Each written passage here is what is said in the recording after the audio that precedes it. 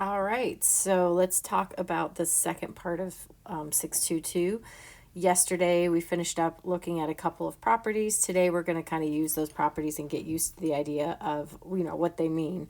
So let me just show you what some of these might have looked like. For instance, you may have looked at the fact that you had the log base 3 of 60, and using the product property, we want to try to write that in a couple of different ways. So here's the log base 3 of 6. So remember, because of the product property, we know that whatever's here, when we multiply it times in the other logarithm, when we multiply it by 6, we're going to get 60. So that's going to end up being something like this. All right, so then you can fill in the rest of this table using the product property. Each of these boxes that you see here is a different way to write this expression. So let me show you, for log base 7 of 36, you could use any two numbers, really any 3 or 4, however many numbers you wanted to, multiplying together to get 36. So maybe you used 6 times 6, maybe you use 3 times 12, maybe you use 9 times 4. Anything like that would work. So you could have a couple of different responses. I'll put a couple of them up here for you. So here's just a couple of possibilities. Now the rest of this chart, hopefully you can fill in. I'll go ahead and fill it in and then show you what it looks like. Let's actually just stop right here for a second, because this one right here, first of all, should be one that you would be able to simplify a little bit, because what's the log base 6 of 6? You're asking yourself, what power of 6 gives me 6? So that's actually 1. So we could actually write that expression, I'm going to write it up above here, as 1 plus the log base 6 of 3. That's the same as this expression here.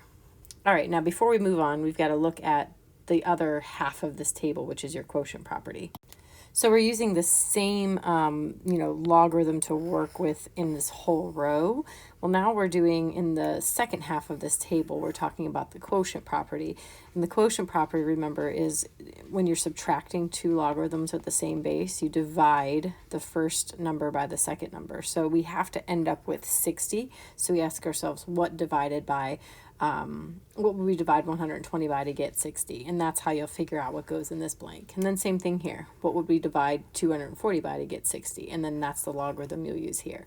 So I'll pause the video for a second, and why don't you go ahead and fill in these first 3 rows. If you haven't already done so, come back and check. Okay, so the right side of the table should look like this. A couple of things to pay attention to. As you're writing these, ask yourselves, can I simplify them in any way? So for example, this we know we can simplify. The log base 6 of 36 is actually just 2. So I could rewrite that expression as just 2 minus the log base 6 of 2. One little note I realized in the previous problems, I had the wrong base written for the second row. So I fixed that. So you'll see that in just a second. All right. And then the last couple rows, you've just got to figure out, what would go in the first part of this? What does this simplify to be? So then you take the log base 25 of 75 minus the log base 25 of 1.5. And to simplify that, we just write that as the log base 25 of whatever 75 divided by 1.5 is, which is just 50. So the log base 25 of 50 is what this whole row is going to have to represent. And then you can fill it in with however you want to using product and quotient properties. And then same thing here. The log base 10 here of 160 minus the log base 10 of 4. Well, we know it's going to be the log base 10, which we just write as log of whatever 160 divided by 4 is, which is just going to be 40. All right, if you haven't already filled in the rest of the table, go ahead and do so. I'll pause it and then fill the rest in for you here. Okay, like I said, when we started, these are just possibilities. They're not the only answers that you could have. And you'll notice on some of these, when I simplified, because I know the log base 25 of 25 is 1. I know the log of 10 is 1. I know the log base 25 of 5 is 0.5.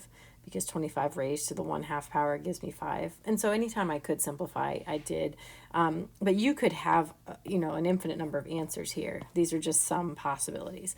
All right, now you were supposed to then work through 6109. So let's take a look at those answers. Okay, I'll try to move through these a little bit quickly.